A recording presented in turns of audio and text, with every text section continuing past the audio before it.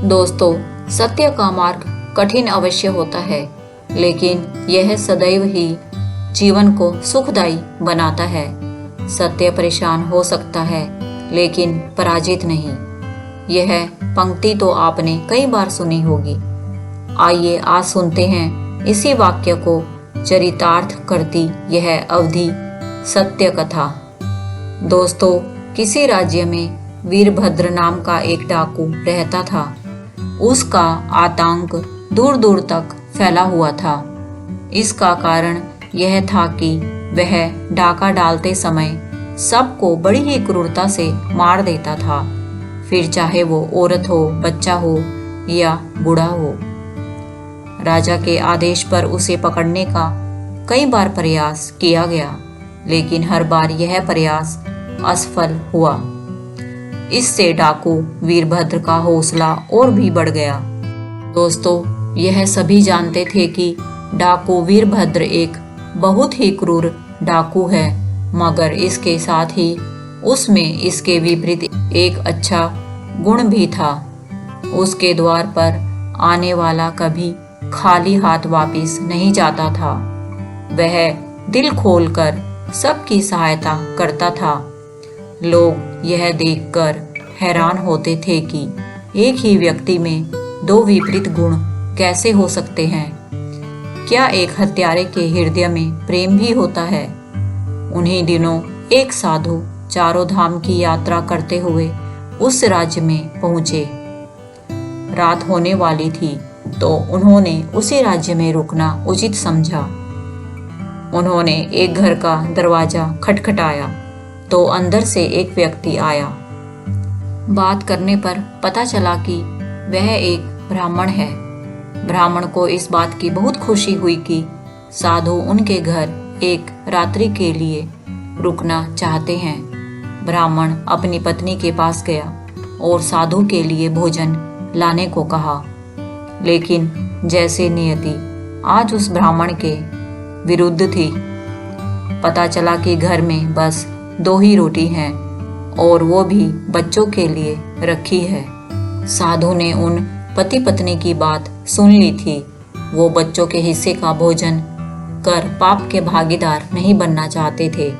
उन्होंने उस दंपत्ति से कहा, आपके आतिथ्य से मैं संतुष्ट हूँ, परंतु मैं इन बालकों के हिस्से का भोजन नहीं कर सकता। बच्चे तो प्रभु का रूप होते हैं, ऐसे में अगर प्रभु ही भूखे रह जाएं तो भक्त का क्या ही भला होगा। आप मुझे यहाँ किसी धनी व्यक्ति का पता बताएं, आज हम उसी के यहाँ रुकेंगे। गरीब ब्राह्मण यह सुनते ही हाथ जोड़ संकोच करते हुए बोला, महाराज, यहाँ वीरभद्र डाकू ही सबसे धनी व्यक्ति है। आप उसके यहाँ कैसे रुकेंगे? वह बहुत ही खतरनाक डाकू है। उसने बहुत पाप किए हैं। कृपया आप यहीं रुक जाएं। साधु ने ब्राह्मण की बात सुन कहा, तुम चिंता मत करो, आज हम उसी के यहाँ ठहरेंगे। तुम्हारे घर मैं फिर कभी आऊंगा। इतना कहकर वह साधु उस ब्राह्मण को आशीर्वाद देते हुए आगे बढ़ गए। साधु वीरभद्र के दरवाजे पर आकर दरबान से अपने मालिक को बुलाने के लिए बोले। दरबान वीरभद्र के पास उस साधु का संदेश लेकर पहुंचा। वीरभद्र सोच में पड़ गया था। संत महात्मा उसके पास नहीं आते थे। दान दक्षिणा लेना तो दूर की बात थी। वीरभद्र जब दरवाजे पर पहुंचा तो साधु बोले, बेटा, 4 धाम की यात्रा कर लौटा हूँ। रात हो रही है, इसलिए बस आज रात तुम्हारे घर रुकना चाहता हूँ। वीरभद्र उन्हें सम्मान पूर्वक अंदर ले गया और उनके भोजन की व्यवस्था की। भोजन सामने था, लेकिन साधु ने वीरभद्र की ओर देखा और कहा, बेटा, मैं किसी के यहाँ बिना दक्षिणा के भोजन नहीं करता। डाकू वीरभद्र को लगा कि एक साधु भला क्या मांग सकता है। यह सोचते हुए वह दक्षिणा लेने के लिए तैयार हो गया। साधु ने वीरभद्र से कहा, ऐसे नहीं, पहले वचन दो, जो मांगो वो दोगे। वीरभद्र छाती चौड़ी करते हुए बोला। वीरभद्र ने आज तक किसी को अपने घर से असंतुष्ट नहीं जाने दिया। आप निश्चित होकर मांगिए जो मांगना है, आप जो कहेंगे मैं वही दूंगा। साधु ने कहा, आज के बाद तुम कभी झूठ नहीं बोलोगे, बस यही मेरी दक्षिणा है। वीरभद्र मन ही मन मुस्कुरा रहा था कि कितना मूर्ख साधु है, चाहता तो मेरी सारी संपत्ति मांग लेता। उसने हंसते हुए साधु की बात मान ली। सुबह हुई, साधु तो चले गए, लेकिन वीरभद्र के जीवन में समस्याओं ने डेरा डाल लिया। सत्य बोलने की वजह से अब वो डाका डालने नहीं जाता था। उसके सारे साथियों ने उसका साथ छोड़ दिया और अपना अपना गिरोह बना लिया। जमा किया धन भी धीरे धीरे खत्म हो रहा था। वीरभद्र अब कंगाली की कगार पर आ खड़ा हुआ। कोई रास्ता न सूझता देख एक दिन उसने फिर से डाका डालने का मन बनाया। वह लूट में लाए हुए एक राजा के कपड़े पहनकर निकल पड़ा डाका डालने, और वो गया भी तो कहाँ, राजा के महल में। पहरेदारों ने उसे रोकते हुए पूछा, कौन हो तुम? वीरभद्र ने सत्य बोलते हुए बताया, मैं डाकू हूँ और यहाँ चोरी करने आया हूँ। राजा अक्सर ही अपने भेष बदलकर राज्य का हाल चाल लिया करते थे। पहरेदारों ने सोचा शायद राजा स्वयं ही भेष बदल कर आए हैं और उनकी परीक्षा ले रहे हैं, इसलिए उन्होंने बिना कुछ कहे वीरभद्र को अंदर जाने दिया। अंदर जाते ही वीरभद्र ने सभी मूल्यवान रत्न और गहने एकत्रित किए और बाहर आ गया। इस बार पहरेदारों ने बिना कुछ कहे उसे चले जाने दिया। सुबह हुई तो सारे राज्य में यह बात फैल गई कि राजा के महल में चोरी हो गई है। पहरेदारों को बुलाया गया। पूछने पर उन्होंने बताया, महाराज, रात में आपके जैसे ही वस्त्र पहने एक व्यक्ति आया था। पूछने पर उसने बताया कि वह डाकू है।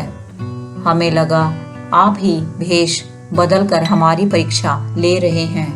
वैसे भी चोरी करने आया इंसान क्यों बताएगा कि वह चोरी करने आया है? बस इसलिए हमने उसे नहीं रोका। राजा उस व्यक्ति को देखना चाहता था जिसने इतना साहस किया कि राजा के महल में ही चोरी कर ली, वो भी इतनी चालाकी से कि किसी को पता भी नहीं चला। उसने तुरंत मंत्री को आदेश दिया कि राज्य में सबको सूचित कर दो कि हम उस व्यक्ति से मिलना चाहते हैं जिसने कल रात हमारे महल में चोरी की है। सूचना पाकर वीरभद्र अगले ही दिन दरबार में पहुंचा। वीरभद्र को देख सभी दरबारी दंग रह गए। राजा को भी बहुत गुस्सा आया और वे गुस्से में बोले, तुम यहाँ क्या करने आए हो?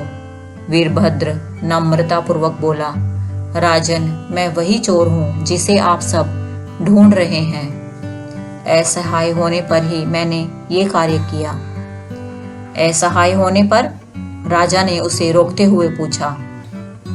जी महाराज, मैंने एक साधु को वचन दिया था कि मैं सदैव सत्य ही बोलूंगा, जिस कारण मैं कभी चोरी नहीं कर सका। इससे मैं निर्धन होता चला गया। जब मेरे पास कोई और विकल्प न रहा तो मैंने महल में चोरी की योजना बनाई, इसलिए आपके पहरेदार को भी मैंने सत्य ही बताया। वीरभद्र की बात सुनकर राजा को बहुत प्रसन्नता हुई। इस बात से वो बहुत ज्यादा ही प्रसन्न थे कि एक क्रूर डाकू एक सच्चा इंसान बन गया था। राजा ने भरे दरबार में वीरभद्र को 7 गांव जागीर में दे दिए, जिससे भविष्य में उसे चोरी न करनी पड़े और वह मेहनत करके अपना पालन पोषण कर सके। वीरभद्र ने राजा को वचन दिया कि वह आज के बाद कोई गलत काम नहीं करेगा और ईमानदार व्यक्ति बनकर जीवन बिताएगा। तो दोस्तों, इस तरह एक डाकू ने जब सत्य का मार्ग अपनाया तो उसका जीवन ही बदल गया। जहां पहले वह छिप छिप कर जीवन बिताता था, वहीं अब वह पूरे सम्मान के साथ अपना जीवन जी रहा था। उसने समस्याओं का सामना किया, लेकिन सत्य के पीछे नहीं हटा, जिसके फलस्वरूप उसके सारे दुख दूर हुए। इसी तरह सत्य का साथ निभाते हुए जीवन व्यतीत करने वाले लोग सम्मान पूर्वक अपना जीवन जीते हैं। दोस्तों, कमेंट करके बताओ आपको यह कहानी कैसी लगी। यदि अच्छी लगी है तो इसे लाइक करें, शेयर करें, और यदि अभी तक आपने मेरे चैनल को सब्सक्राइब नहीं किया है तो इसे सब्सक्राइब करना ना भूलें।